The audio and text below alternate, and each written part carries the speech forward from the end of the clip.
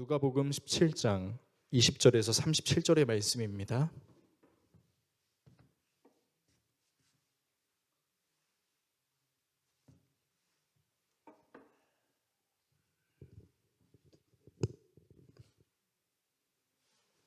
신약성경 약 124에서 125페이지 정도에 있는 누가복음 17장 20절에서 37절의 말씀을 한 절씩 교독하시고 마지막 절은 같이 읽겠습니다. 다 찾으신 줄로 알고 하나님 말씀 읽겠습니다.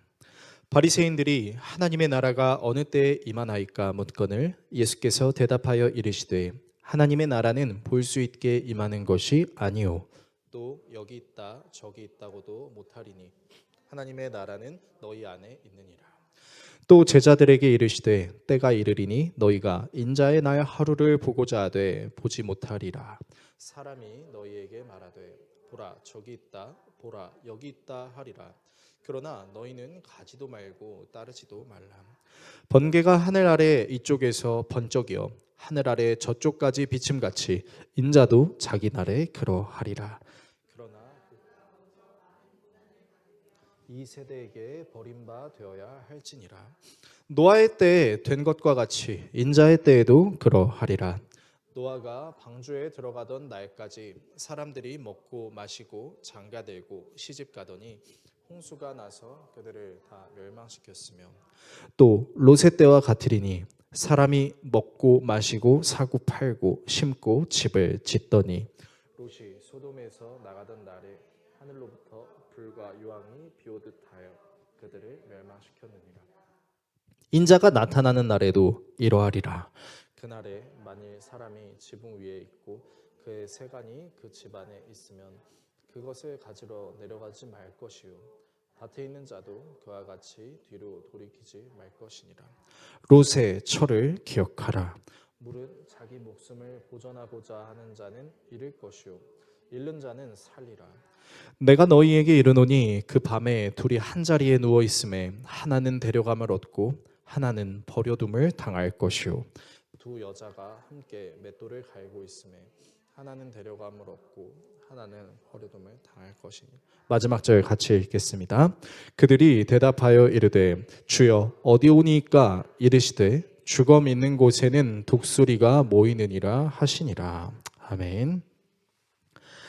오늘 여러분과 함께 예수님의 일생 116번째 시간 하나님의 나라를 살아내는 삶이라는 주제로 하나님 말씀 나누도록 하겠습니다. 오늘 본문은 소위 말하는 종말이라는 것을 다루고 있습니다. 사실 이 종말이라는 것이 어쩌면 많은 사람들에게 관심사가 되기도 하는데요. 이런 겁니다. 만약 이 세상에 끝이 오면 그 모습은 어떤 모습일까라는 의문 말이죠. 실제로 많은 사람들이 영화나 드라마, 웹툰이나 소설 속에서 보는 아포칼립스라는 단어가 있는데요. 그 단어를 잠시 바라보자면 이 아포칼립스라는 단어는 그 헬라어로 정확하게는 아포칼립시스라는 단어로 두 가지 의미를 갖고 있는데 첫 번째는 바로 묵시, 계시를 의미합니다. 그래서 요한계시록의 원어의 이름도 사실 아포칼립시스입니다. 그리고 이 묵시 계시를 마지막 때라고 생각해서 현대에서는 이런 용어로 사용되는데 뭐라고 쓰이냐면은 일종의 종말, 세계 멸망으로 많이 사용이 되죠. 그래서 여러분들 어떤 영화, 뭐 아포칼립스라는 영화를 보신 적도 있을 것이고 또 이제 웹소설이나 어떤 드라마나 만화를 좋아하시는 분들도 이 아포칼립스라는 단어가 딱히 어색한 단어는 아닐 거라는 생각이 듭니다.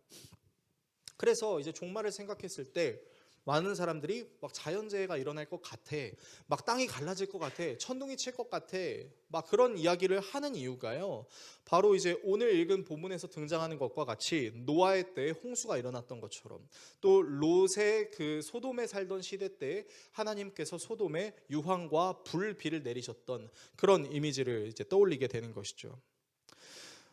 그래서 비그리스도인들도 이 종말에 대한 어떤 종말론적 사상을 갖고 있을 수 있지만 하나님을 믿는 그리스도인들인 우리 역시 종말론적 사상을 가지고 있습니다. 우리가 가지고 있는 종말론적 사상은 바로 예수님이 하늘로 올라가셨던 모습 그대로 다시 이 땅에 내려오시고 그날 바로 이 모든 세상의 심판이 내려질 것이다 라는 것인데요. 오늘 본문은 바로 이 예수님이 다시 오시는 그날, 그 재림의 날이 오기까지 그리스도인들이 어떻게 살아야 하는가에 대한 내용을 다루고 있습니다. 잠시 본문의 내용을 요약해 드리자면 바리새인들이 예수님께 하나님의 나라가 임한 때가 언제냐라고 묻습니다. 여기서 바리새인들이 묻는 하나님의 나라는 바로 메시아의 임재인 종말을 가리킵니다.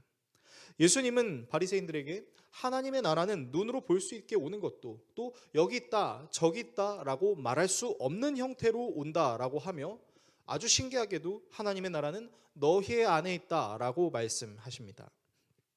여기서 너희의 아니다라는 것을 원어의 의미로 가깝게 해석하면 이런 겁니다. 여러분들 가운데에 있습니다. 여러분들 사이에 있습니다 라는 뜻이죠. 그리고 이후에 제자들에게도 예수님이 죽으시고 다시 오실 그날까지 너희들은 이렇게 살아야 된다라는 어떤 삶의 태도에 대해서 말씀하시는데요. 그래서 오늘은 여러분과 함께 이 종말에 대해서 묵상하는 시간을 가지려고 합니다. 자, 갈수록 유명해지시는 예수님, 그리고 이 예수님을 잡아서 죽이려는 음모를 꾸미고 있던 바리새인들은 예수님의 실체를 확인하기 위해 하나님의 나라가 언제 임합니까? 라고 질문합니다. 아까도 말씀드렸다시피 여기서 하나님의 나라는 바로 종말, 메시아의 임재를 가리킵니다.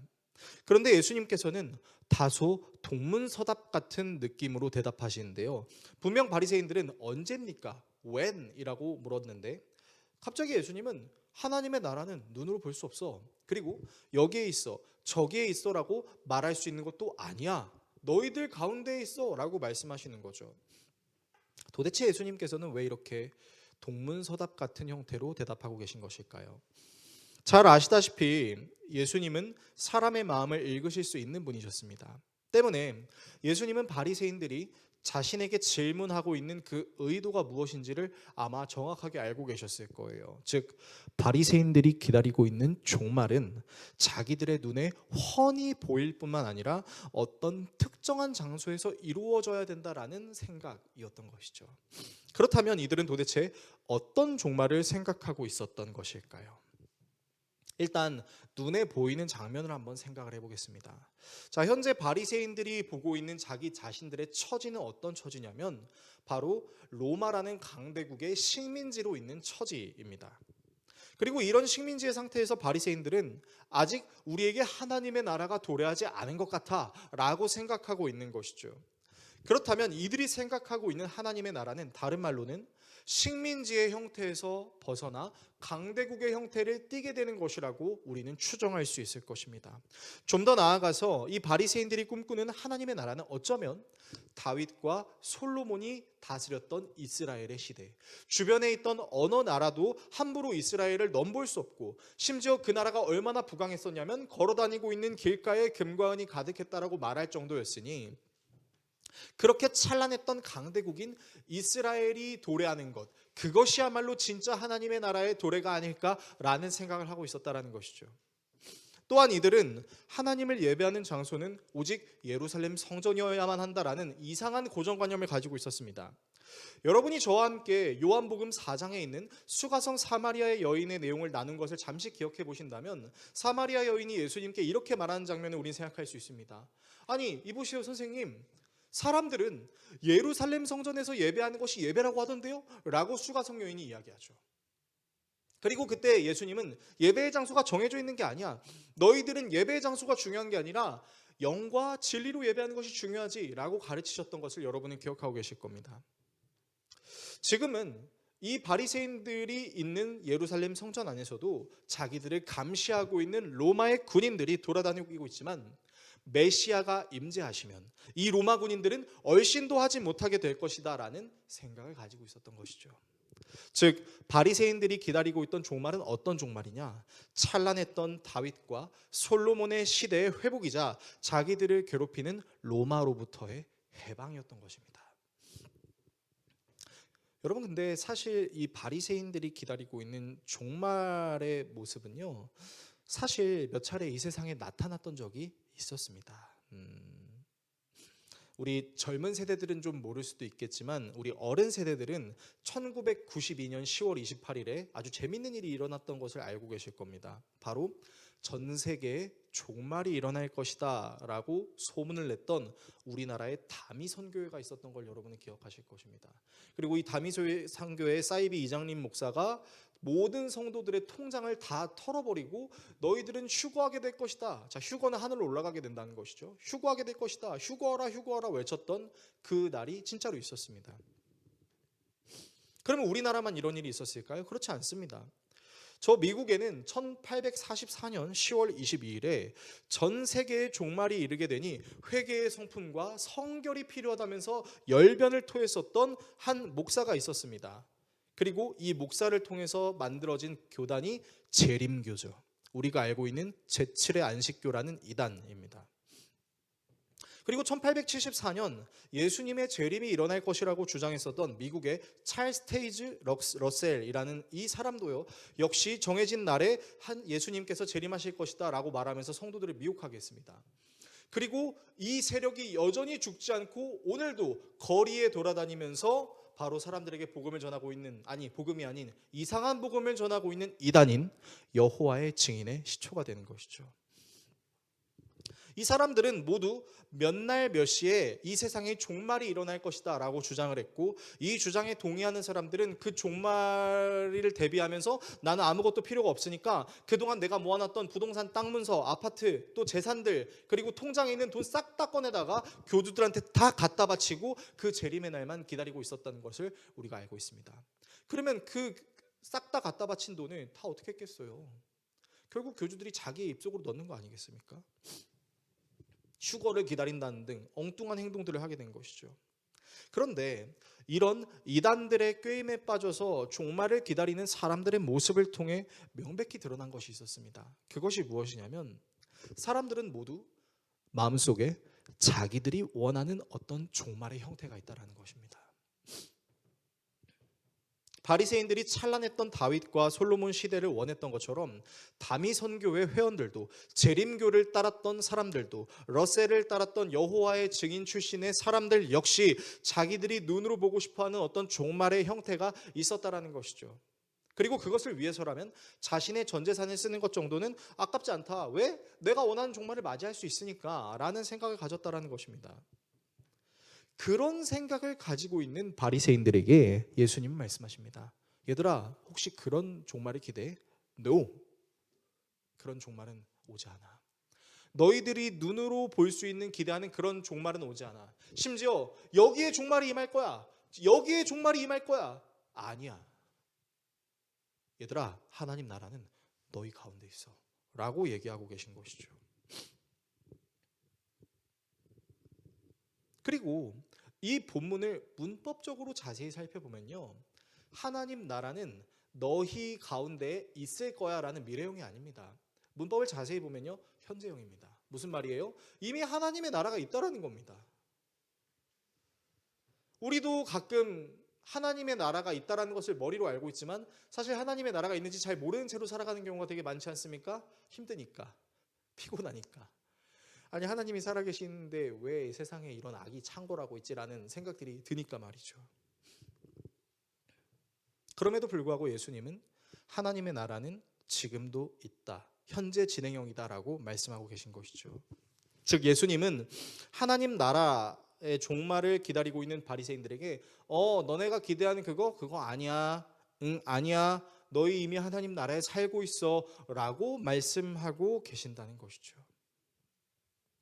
이렇게 바리새인과 대화를 마치신 예수님은 이후 제자들에게 자신이 죽고 난 이후 어떻게 살아야 하는지에 대해서 가르치십니다.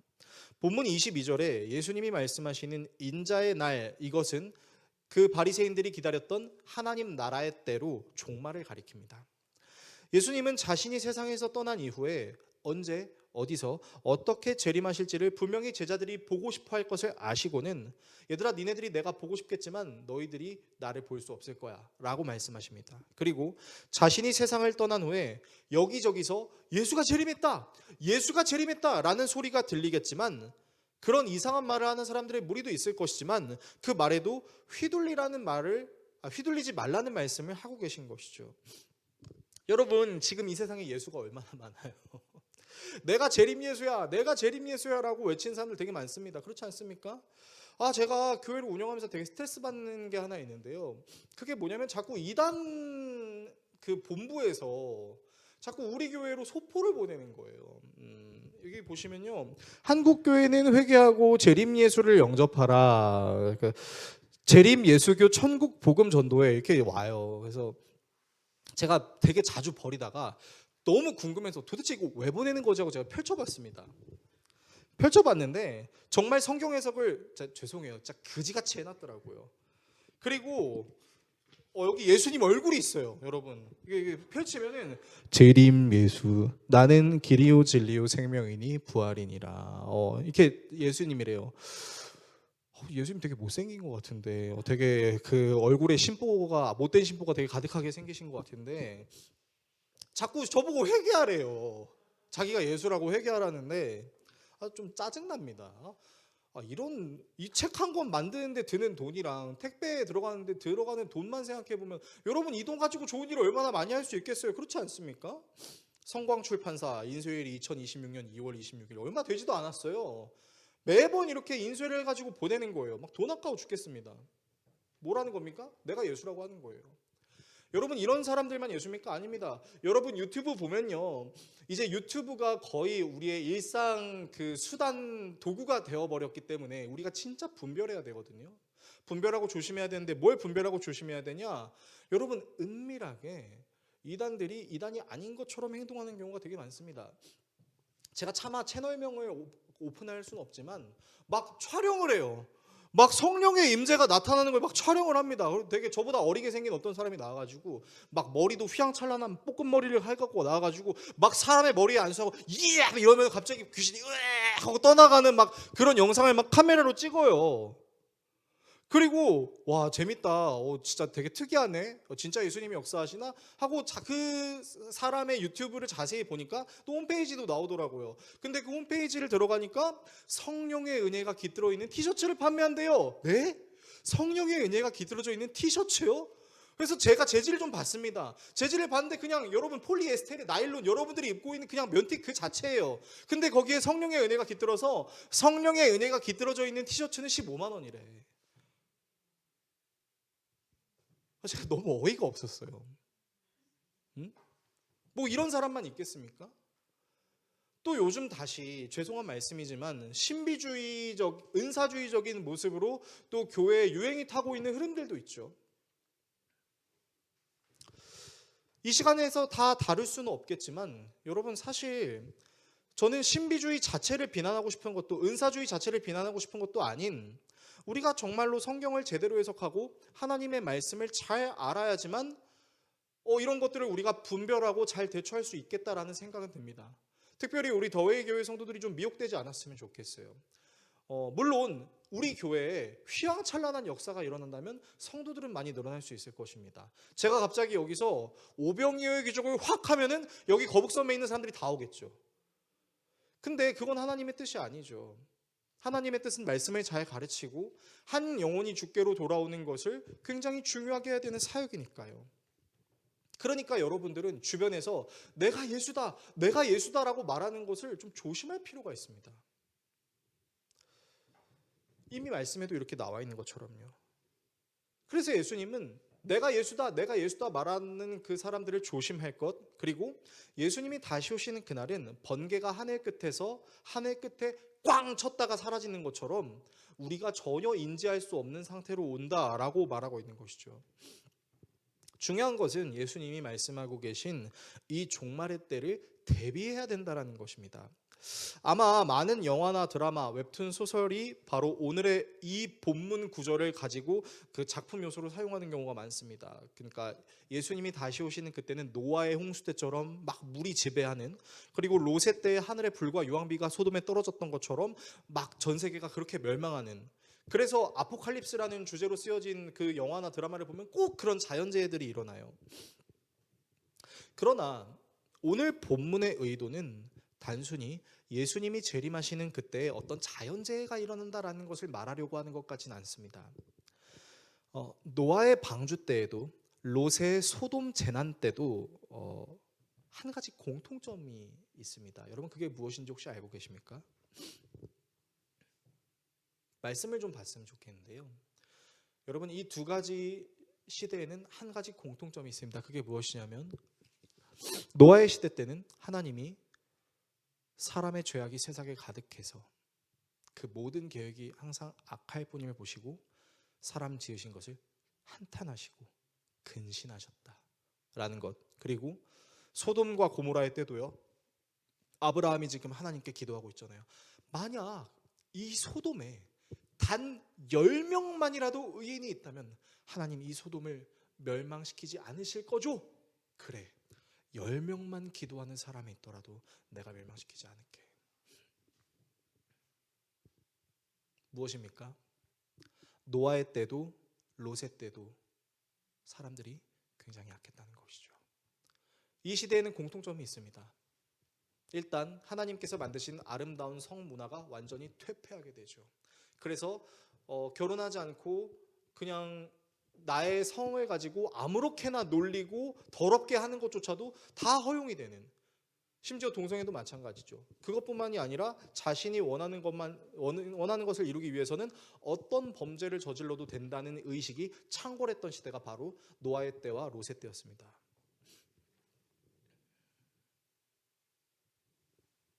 그러니까 이 모든 악함을 보고 하나님께서 참지 못하시고 진노하셨던 사건이 노아의 홍수와 롯의 소돔 심판이었죠.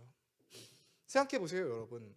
노아가 방주를 만든 기간은 여러 신학자들의 의견에 따라 약 70년에서 80년으로 추정이 됩니다. 그러니까 지금은 최첨단 과학기구가 있으니까 만드는 게 뚝딱뚝딱 되지만 우리 교회 앞에 있는 푸르지오 힐스테이트도 4년 5년이면 다 지어지는 세상에 우리가 살고 있지만, 여러분 이때만 하더라도 과학기술이 어디 있습니까? 노아가 뚝딱거리면서 방주를 만드는 거예요. 그러면 사람들이 보지 않았겠습니까? 노아 뭐해? 나 방주 만들어. 왜? 하나님이 진노하고 계셔. 심판에 대비해야 돼. 그럼 사람들이 어떻게 반응했을까요? 무슨 말 같지도 않은 소리야. 뭔 개소리야 막 이러면서 이제 반응을 했겠죠. 왜요? 그 시대 사람들은 다 자기 소견에 옳은 대로 사는 사람들 태반이었기 때문이죠. 의인이 10명만 있어도 용서해달라고 간구했는데 소돔이 멸망했다는 이유는 뭐예요? 의인이 10명도 없었다는 거예요. 여러분 얼마나 그게 악한 시대입니까? 그러니까 여러분 노아의 때에도 롯의 소돔 심판 때도요, 여러분 공통점이 뭐냐면요, 하나님이 진노하고 계심에도 불구하고 사람들이 회개할 생각을 안 해요. 여전히 자기들의 소견에 옳은 대로 악한 모습대로만 계속 살아서 하나님이 더 이상 참으실 수 없는 지경에 이르렀는 그때까지도 계속 악을 저지르고 있다는 것이죠. 그러니까 예수님은 뭐라고 말씀하시는 거냐면, 나는 아무도 모르게 재림할 거야. 근데 내가 재림하는 그때에도 여전히 자신이 옳은 대로, 자신이 하고 싶은 대로 하나님의 말씀으로부터 벗어나는 죄악을 계속해서 저지르는 사람들이 있을 거야 라고 말씀하고 계신 것이죠. 그리고 너희들은 거기에 물들지 말고 경계하고 삼가 조심해야 해 라고 말씀하시는 거죠. 그래서 예수님은요, 예수님의 재림의 때가 오더라도 어디에 재림이 오지? 어떻게 오지? 여기에 관심을 갖지 말라는 거예요. 무슨 말이냐면, 내가 지금 하나님을 믿고 있는 그 믿음을 잃지 않을 수 있도록 조심하고 경계할 필요가 있다라면서 롯의 아내를 말씀하시죠. 여러분 롯의 아내가 어떻게 죽었죠? 여러분들이 다 알고 계신 대로 소돔의 심판이 내리고 있을 때 롯의 아내는 뒤를 돌아봤습니다. 그리고 하나님의 천사가 분명히 뒤돌아보면 죽는다고 얘기했었는데 그 말을 어기고 뒤를 돌아봐서 소금 기둥이 되어버리죠. 성경은 명확하게 롯의 아내가 왜 뒤를 돌아봤는지에 대해서 이야기하고 있지 않지만, 그 시대 당시 문화와 롯의 가족들이 왜 소돔으로 갔는지를 추정해 보면 롯의 아내가 뒤를 돌아볼 수밖에 없었다라는 가정을 우리는 낼 수 있어요. 왜요? 롯에게 있어서 소돔은 이방 땅이었습니다. 그곳에서 정착하려고 얼마나 애를 썼겠어요. 그리고 그때 롯이 봤을 때 소돔은 굉장히 부유한 도시였습니다. 그 부유한 도시에 나도 자리 잡고 내 사업하고 그리고 돈을 벌려면 여러분 얼마나 아득바득하게 살았겠어요. 우리나라 대한민국 사람들도 서울 가고 싶어 하는데 서울에 못 가는 이유가 뭐예요? 서울 집값이 너무 비싸서 못 가는 거잖아요. 그래서 서울에 가려고 집값 모으고 돈 모으고 애쓰고 그러는 거 아니겠습니까? 어차피 죽으면 다 똑같이 그냥 하늘나라 가는데 그렇게 서울 못 가서 안달인 사람들이 있잖아요. 그래서 아득바득 돈을 모으고 열심히 살아서 소돔에 살림을 차렸어요. 근데 하나님의 천사가 와서 지금 하나님의 진노가 임할 것이니 당장 소돔을 피하라고 하면 당연히 생각나겠죠. 뭐가 생각나요? 내가 여기서 얼마나 개고생했는데, 내가 여기서 얼마나 애썼는데 이거 내가 놓고 간다고? 여러분, 생각보다 많은 사람들이요, 미련이란 걸 갖고 살아갑니다. 그렇지 않습니까? 비록 내가 거기서 어떤 큰 성과를 이루지 못했다고 하더라도 내가 그곳에서 수년을 고생하고 내가 그곳에서 내 마음과 정성을 쏟았다는 것을 알고 있으면 사실 그것을 내려놓는 게 되게 힘들어요. 그래서 저는 가끔 수년 수십 년을 고생했는데 그것을 아무렇지도 않게 내려놓는 사람들을 보면 진짜 대단하다는 생각이 듭니다. 어떻게 저걸 그렇게 바로 내려놓을 수 있지? 어떻게 미련도 없이 저걸 내려놓을 수 있지라는 생각이 들어요. 그러니까 롯의 아내도 마찬가지였던 것이죠. 그러니까 하나님이 구원하시긴 했어요. 지금부터 하나님의 진노가 임할 거야. 여기 도시가 망할 거니까 빨리 피해. 그래서 하나님이 구원을 해주셨어요. 근데 하나님의 구원 역사가 있었음에도 불구하고 우리의 마음속에 뭐가 있을 수 있다고요? 미련이 있을 수 있다고요. 나도 저 소돔에 있는 사람들처럼 애쓰고 수고하고 노력해서 내 이런 삶의 바운더리를 만들어놨는데 이거 내가 내려놓고 가야 된다고? 그럼 나 앞으로 어떻게 살지? 물론 걱정이 있을 수 있죠. 물론 염려가 생길 수 있죠. 우리는 하나님이 아니니까. 그런데 하나님이 소돔이라는 땅에서 살게 하셨다라는 그 하나님의 계획과 은혜를 신뢰한다면 어쩌면 롯의 아내에게는 필요한 게 있었죠. 어떤 것이요? 나를 그곳에서 살게 하신 분은 하나님이시기에 이제 소알성으로 나를 피하게 하셨으니 소알성에서 다시 내가 살아날 수 있도록 나를 도우실 것이다. 나의 진짜 구원은 하나님이다라는 믿음이 필요했었는데 롯의 아내의 마음속에는 하나님을 향한 신뢰의 믿음보다는 소돔 사람들이 가지고 있었던 생활 지식과 관습과 생각이 완전히 자리매김하고 있었던 것이죠. 그래서 예수님은 말씀하십니다. 자기 목숨을 잃지 않으려고 하는 자는 도리어 잃게 된다. 여러분, 이게 무슨 말이냐면 구원은 너희들이 쥐고 있는 그것에 있는 것이 아니다라는 것을 얘기하는 것이죠. 하나님의 말씀을 신뢰하지 않고 자기들이 생각하는 구원을 의지하는 그것이 잘못된 것임을 우회적으로 제자들에게 말해주고 있는 것이죠. 그래서 예수님은요, 종말에 이런 일이 일어날 것이다 라는 것을 강하게 알려주는 것이 아니라 종말에 대비해서 어떻게 살아야 되는지를 말씀하고 계신 것이죠. 예수님은 종말의 때에 자기들이 보고 싶은 형태로, 누리고 싶은 형태로 올 것이라는 그 생각을 내려놓을 것을, 예수님이 다시 재림하시는 그때에도 여전히 자기들이 보고 싶은 대로, 누리고 싶은 대로 삶을 살려는 그 사람들의 모습을 주의할 것을 제자들에게 가르쳐 주셨습니다. 자, 그런데요, 그러면 우리의 상식으로는 이렇게 질문을 해야 될 겁니다. 예수님, 그러면 어떻게 살면 될까요? 예수님이 재림하신 날을 우리가 알 수 없다고 했는데 그 날을 어떻게 우리가 준비를 해야 될까요? 이렇게 좀 질문하면 좋을 텐데 여러분, 예수님의 제자들은 정말 바보예요. 뭐라고 질문하냐면 아니 그래서 예수님, 하나님의 나라가 어디서 임한대요? 이렇게 질문을 하고 있는 거예요. 언제 오느냐, 어디서 오느냐, 그거 아니야 라고 예수님이 말씀하셨는데 아니 알겠으니까 그러니까 어디에 오냐고요. 지금 이렇게 제자들이 질문하고 있는 거예요. 그런데요, 오늘 설교를 준비하면서 한편으로는 제자들의 모습, 바리새인의 모습이 저 자신의 모습과 같다라는 생각이 들었습니다. 왜냐하면 저 역시 예수님의 재림의 때를 제가 상상하는 대로 정의 내리고 싶은 그 마음이 되게 가득 있기 때문이에요. 이를테면 이런 겁니다. 저는 예수님의 재림의 때에, 그리고 새하늘과 새 땅, 그 신천지가 말하는 새하늘과 새 땅 말고 진짜 성경이 말하는 그 새하늘과 새 땅에 부활할 제 자신의 육신을 생각할 때 되게 재밌는 상상들을 합니다. 여러분도 한번 상상해 보세요. 여러분이 나중에 예수님이 재림하실 때 가게 될 그 천국에서 나의 모습은 어떤 모습일까? 제가 한 책을 읽어봤는데 되게 재밌는 표현이 있었어요. 그 목사님이 이렇게 얘기를 하더라고요. 제가 정확하게 목사님 이름이 생각이 안 나는데 외국 목사님인데, 만약에 우리가 예수님의 재림의 때를 맞이한다면 아마 우리는 30에서 33살 정도에 가장 무르익고 가장 멋지고 예쁜 모습으로 부활하지 않을까 싶다. 성경적인 근거가 있는 것은 아니지만 왠지 예수님이 그 나이에 사역을 시작하셨고 그 나이에 사역을 마무리하신 것이 뭔가 시사하는 바가 있는 것 같다. 좀 그럴듯하더라고요. 생각해 보세요. 여러분 이제 나중에 이제 하나님의 나라에 새로운 하늘과 땅에 육신이 부활했습니다. 근데 아기로 부활했어요. 그러면 뭐야 이게 부활이야? 라는 생각이 들지 않겠습니까? 여러분 아기로 태어나면 아기가 뭘 알겠어요. 적어도 웬만한 것들을 내가 판단할 수 있고 느낄 수 있는, 그러면서도 내 얼굴의 리제 시절, 내가 가장 잘생겼고 가장 예뻤던 그 시절로 부활하고 싶지 않습니까? 안 그래요? 그리고 이를테면 얼굴에 있었던 여드름도 좀 없었으면 좋겠고, 저 같은 경우는 제가 머리는 그렇게 크지 않은데 얼굴이 좀 큰 편이라 하나님이 얼굴을 좀 축소시켜 주시고 턱도 좀 깎아 주시고 그러면 되게 그렇게 멋있게 부활하면 되게 좋을 것 같다는 그런 생각을 할 때가 있습니다. 저만 그런 생각하나 봐요.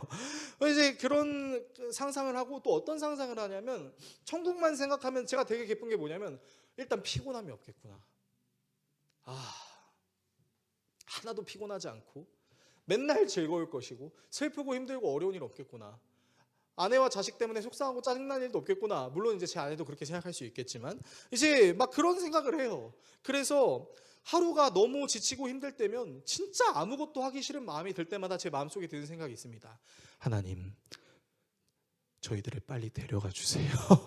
이 고통이 가시덤불과 엉겅퀴가 자라나는 세상으로부터 우리를 빨리 건져 주셔서 저 낙원에, 저 천국에 우리가 거하게 해주세요. 나 그런 생각을 한다니까요. 그런데 오늘 예수님의 말씀이 좀 신기해요. 로마의 식민지로 사는 것이 싫어서 다시 다윗과 솔로몬의 찬란했던 그 시대로 돌아가서 떵떵거리며 살고 싶어서 하나님의 나라를 기다리고 있었던 그 바리새인에게 예수님은 이렇게 말씀하시잖아요. 얘들아, 하나님 나라 너희한테 있어. 너희 가운데 있어.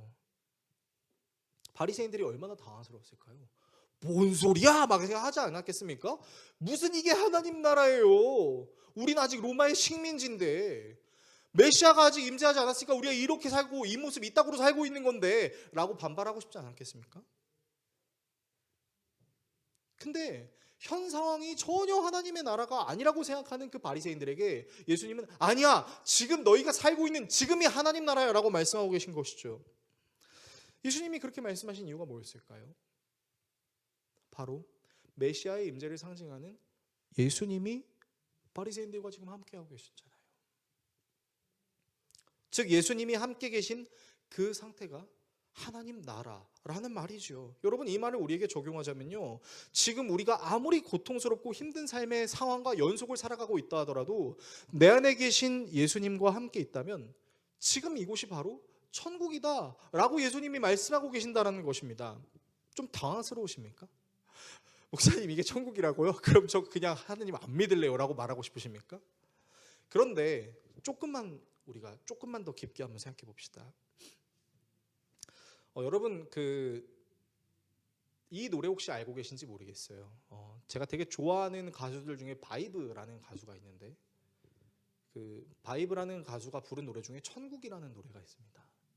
근데 그 천국이라는 노래 가사가 되게 재밌어요. 어떤 가사냐면은 그대가 있는 곳은 어디든 천국, 그대가 있는 곳은 세상도 천국, 험한 세상 속에 넌 유일한 피난처이니 그대가 있는 곳은 어디든 천국. 저는 바이브가 처음에 CCM 가수인 줄 알았어요. 아니, 가사가 너무 하나님 나라 같잖아요. 그대가 있는 곳은 어디든 천국, 막 이렇게 막 부른단 말이에요. 윤민수가 막 그렇게 불러요. 막 이러면서 부르는데, 근데 우리는 정말로 그런 천국과 비슷한 감정을 느낄 때가 있습니다. 아시다시피 저는 사랑하는 아내와 아들이 있습니다. 사랑하는 아내랑 연애는 만 7년, 결혼 생활은 만 9년 3개월을 지내고 있습니다. 이제는 눈빛만 봐도 다 알 수 있는 사이가 되어버렸어요. 이제 아내가 그냥 눈빛만 딱 쏘면 제가 냉장고에서 콜라를 꺼내오면 칭찬하는 게 제 아내입니다. 그렇다고 해서 그러면 행복한 일만 있었느냐? 그렇지는 않아요. 힘들고 어려운 일도 있죠. 오랜 시간이 지났어도 여전히 변하지 않은 저의 그런 습관과 제 아내의 습관이 충돌할 때도 있는 거죠. 그래서 아내한테 잔소리하기도 하고 싸우기도 합니다. 그렇지만 아내는 저에게 있어서 제 삶의 이유입니다. 저 목사가 설교 시간에 갑자기 뭔 소리 하는 거야 라고 생각하실 수 있겠지만 진짜 제 아내가 제 삶의 이유예요. 왜요? 언제나 저를 사랑해주고 저의 편이 되어주고 함께 하나님께 받은 비전을 이루며 나아가는 동역자이기 때문이에요. 하나밖에 없는 제 아들 역시 제 속을 뒤집어 놓고 정말 열받게 하는 때가 있습니다. 가끔은 진짜 이 자식을 어떻게 해야 되지라는 생각이 들 때가 있어요. 이번 주에도 이제 아들을 데리고 학교를 왔다 갔다 하는데 이 녀석이 수요일 금요일에 수영이 있습니다. 근데 수영 가방을 안 챙기고 온 거예요. 그거를 학교 도착해서 알았어요. 그럼 전 이 아이 때문에 다시 집에 갔다가 왔다가 해야 돼요. 그 수영 가방 다시 줘야 되면. 그러면 이제 차 운전으로 30km를 다시 왕복해야 되고 시간과 기름값과 저의 에너지가 다 들어가는 걸 생각만 하면 정말 짜증이 나서 미쳐버릴 것 같은데, 그래서 이제 제 아들한테 막 쐈어요. 학교 들어가기 전에. 야! 수영장 가방 어딨어? 초등학교 1학년한테 막 그렇게 쏴버리는 거죠. 울먹울먹거리는 아들을 보니까 또 제가 죄책감이 올라와서 아빠가 미안해. 아빠가 수영장 가방 락커에 다시 넣어놓게. 그렇게 갔다 왔어요. 그래서 아들 때문에 너무 짜증나기도 하지만 또 곤히 자고 있는 아들을 볼 때마다 그래, 우리 아들이 이 세상 행복하게 살 수 있도록 하나님이 살아계시다라는 걸 느낄 수 있도록 내가 최선을 다해야지. 넌 내 삶의 이유야. 그런 생각이 듭니다. 우리 김흥준 성도님도 요즘 야간을 되게 많이 하신다는 얘기를 들었습니다. 맨날 철가면을 쓰고 되게 바쁘고 힘든데 그렇게 힘든 모습을 정말 피곤했다 야간하고 돌아와서 사랑하는 예비아내 우리 유은진 성도님을 볼 때면 그래, 당신이 나의 삶의 이유야 라는 생각이 마음으로 드신 적 있으세요? 없으세요? 당연히 있을 거라고 생각합니다. 네, 당연히 있어요. 그렇지 않습니까? 우리 은찬이가 밤 10시 40분까지 막 하고 왔어요. 그러면 우리 박영민 집사님 마음속에 무슨 마음이 들겠어요? 아유, 진짜 고3 시간에 고생이 많다. 진짜 우리 아들 위해서 내가 또 열심히 산다. 그런 생각 들지 않겠습니까? 물론 이 말이 은찬이한테 엄마한테 잘하라고 가스라이팅 하는 건 절대 아닙니다. 알아서 은찬이가 좀 잘할 거라고 생각해요. 그러니까 여러분, 되게 내 사랑하는 사람이 나와 함께 있다는 것을 우리가 알므로써 우리는 이 세상도 지옥이 아니라 천국이라는 사실을 느낄 때가 있습니다. 물론 그 사랑하는 사람이 열받게 하면 천국이 지옥으로 바뀔 때도 있어요. 예수님이 끊어진 하나님과의 관계를 회복시켜 주신 믿음이라는 것이 우리 안에 있다면, 그분이 우리에게 영원한 하나님의 나라를 약속하신 분이시라는 믿음이 있다면, 그분이 십자가 사역을 마치셨다고 우리와 떨어져 계신 것이 아니라 지금도 우리와 함께 계신 하나님의 아들이라는 사실을 믿는 믿음이 있다면, 여러분 똑같습니다.